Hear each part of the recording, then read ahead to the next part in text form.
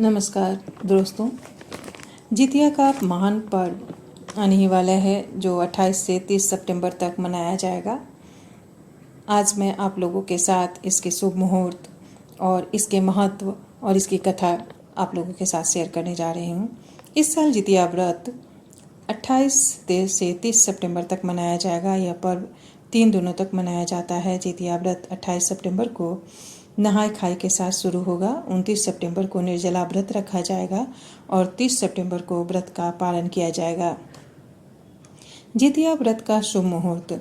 जीवित पुत्री का व्रत 19 सितंबर 2021, अष्टमी तिथि प्रारंभ 28 सितंबर को शाम 6:16 से, अष्टमी तिथि समाप्त 19 सितंबर की रात 8:29 पर। कठिन व्रतों में से एक माना जाता है जितिया व्रत। ज्योतिषाचार्यों के अनुसार इस व्रत को सबसे कठिन व्रतों में से एक माना जाता है। इस दिन माताएं अपने संतान की लंबी आयु की कामना के लिए निर्जला व्रत रखती हैं। सप्तमी तिथि को नहाय खाए, अष्टमी तिथि के दिन जितिया व्रत और नौमी तिथि के दिन व्रत का पालन किया जाता है। नहाय खाए वाले दिन व्रती महिलाएं सूर्यास्त के बाद कुछ नहीं खाती। पौराणिक कथाओं के अनुसार इस व्रत का महत्व महाभारत काल से जुड़ा है। कहते हैं कि उत्तरा के गर्भ में पड़ रहे पांडव पुत्र की रक्षा के लिए श्री कृष्ण ने अपने सभी कर्म से उसे पुनर्जीवित कर दिया था। तभी से स्त्रियां अश्विन मास के कृष्ण पक्ष की अष्टमी तिथि को निर्जला व्रत रखती हैं। कहते हैं कि इस व्रत के प्रभाव से भगवान श्री कृष्ण व्रती महिलाओं के संतान की रक्षा करते हैं। जीवित पुत्रिका व्रत की पूजन विधि। स्नान आदि करने के बाद सूर्य नारायण की प्रतिमा को स्नान कराएं। धूप दीप आदि से औरतें आरती करें और इसके बाद भोग लगाएं। इस व्रत में माताएं सप्तमी को खाना और जल ग्रहण कर व्रत की शुरुआत करती हैं और अष्टमी तिथि को पूरे दिन निर्जला व्रत रखती हैं। नौमी तिथि को व्रत का समापन किया जाता है। जीवित पुत्रिका व्रत की कथा। पुराने ग्रंथों के अनुसार इस व्रत का संबंध महाभारत से माना जाता है। कथा के अनुसार अपने पिता की हत्या का प्रतिशोध लेने के लिए अश्वत्थामा पांडवों के वंश का नाश करने का अवसर ढूंढता है। एक दिन मौका पाकर उसने पांडव समझते हुए द्रौपदी के 5 पुत्रों की हत्या कर दी। उसके इस कृत्य की बदौलत अर्जुन ने अश्वत्थामा को बंदी बना लिया और उससे उसकी बंदी मणि दिव्य मणि छीन ली। इसके पश्चात अश्वत्थामा का क्रोध और बढ़ गया और उसने उत्तरा की गर्भस्थ संतान पर ब्रह्मास्त्र का प्रयोग किया, जिसे रोक पाना असंभव था। लेकिन उस संतान का जन्म लेना भी अति आवश्यक था। तब भगवान श्री कृष्ण ने अपने समस्त पुण्यों का फल उत्तरा को समर्पित किया, जिसे गर्भ में मृत संतान का जीवन मिला। मृत्युपरांत जीवन दान मिलने के कारण ही इस संतान को जीवित पुत्रिका कहा गया। यह संतान कोई और नहीं बल्कि राजा परीक्षित ही थे।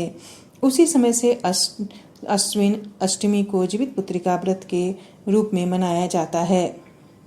एक अन्य कथा के अनुसार जीवित पुत्रिका व्रत की ज्योतिया अथवा जितिया भी कहा जाता है। इसकी भी एक कथा मिलती है। बहुत समय पहले की बात है।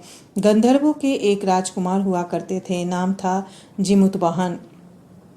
बहुत ही पवित्र आत्मा, दयालु एवं हमेशा परोपकार में लगे रहने वाले जिमुतवाहन को राजपाट से बिल्कुल भी लगाव न था।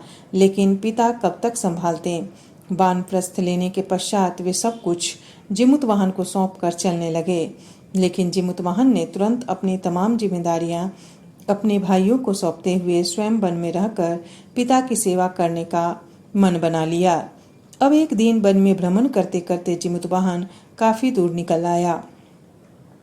उसने देखा कि एक वृद्धा काफी विलाप कर रही है। जिमुतवाहन से कहा, दूसरों का दुख देखा जाता था। उसने सारी बात पता लगाई तो पता चला कि वह एक नागवंशी स्त्री है और पक्षीराज गरुड़ को बलि देने के लिए आज इसके इकलौते पुत्र की बारी है। जिमुतवाहन ने उसे धीरज बंधाया और कहा कि उसके पुत्र की जगह वह स्वयं पक्षीराज का भोजन बनेगा। अब जिस वस्त्र में उस स्त्री का बालक लिपटा था उसमें जिमुतवाहन लिपट गया और जैसे ही समय हुआ पक्षीराज गरुड़ उसे ले उड़ा। वह उड़ते उड़ते काफी दूर आ चुके तो पक्षीराज को हैरानी हुई कि आज मेरा यह भोजन चिख चिल्ला क्यों नहीं रहा। इसे जरा भी मृत्यु का भय नहीं। अपने ठिकाने पर पहुंचने के पश्चात उसने जिमुतवाहन का परिचय लिया। जिमुतवाहन ने सारा किस्सा कह सुनाया। पक्षीराज जिमुतवाहन की दयालुता वह साहस से प्रसन्न हुए और उसे जीवन दान देते हुए भविष्य में भी बलि न लेने का वचन दिया। मान्यता है कि यह सारा वाक्य अश्विन मास के कृष्ण पक्ष की अष्टमी को हुआ था। इसी कारण तभी से इस दिन को जितिया अथवा जितिया व्रत के रूप में मनाया जाता है, ताकि संतान सियार की कथा मिथिलांचल सहित कई इलाकों में प्रचलित है। एक अन्य कथा के अनुसार एक समय एक वन में सेमर के पेड़ पर एक चील रहती थी। पास में वही झाड़िन में एक सियारिन भी रहती थी। दोनों में खूब दोस्ती थी। चील तो कुछ भी खाने को लेकर आती, उसमें से सियारिन के लिए जरूर हिस्सा रखती। सियारिन भी चिल्लों का ऐसा ही ध्यान रखती। एक बार की बात है, वन के पास एक गांव में औरतें जितिया की पूजा की तैयारी कर रही थी। चिल्लों ने उसे बड़े ध्यान से देखा और इस बारे में अपनी सखी सियारिन को बताई। दोनों ने इसके बाद जितिया का व्रत रखा। दोनों दिन भर भूखे प्यासे रहे, मंगल कामना करते हुए व्रत किया। लेकिन रात में सियारिन को तेज भूख प्यास सताने लगी। सियारिन को जब बर्दाश्त नहीं हुआ तो जंगल में जाकर उसने मांस और हड्डी खाकर पेट भर कर खाया। चिल्लों ने हड्डी चबाने की आवाज़ सुनी तो इस बारे में पूछा। सियारिन ने सारी बात बता दी। चिल्लों ने इस पर सियारिन को खूब डांटा और कहा, जब व्रत नहीं हो सकता था तो संकल्प ही क्यों लिया था। सियारिन का व्रत भंग हो गया, लेकिन चिल्लों ने भूखे प्यासे रहकर व्रत पूरा किया। कथा के अनुसार अगले जन्म में दोनों मनुष्य रूप में राजकुमारी बनकर सगी बहनें हुई।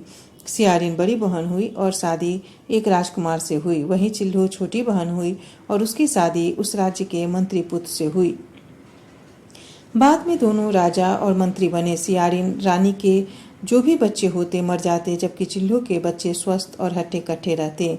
इससे उसे जलन होती। ईर्ष्या के कारण सियारिन रानी बार बार उसने अपनी बहन के बच्चों और उसके पति को मारने का प्रयास करने लगी, लेकिन सफल नहीं हो सकी। इसके बाद उसे अपनी भूल का एहसास हुआ और उसने क्षमा मांगी। बहन के बताने पर उसने फिर से जितिया व्रत किया तो उसके भी पुत्र जीवित रहे।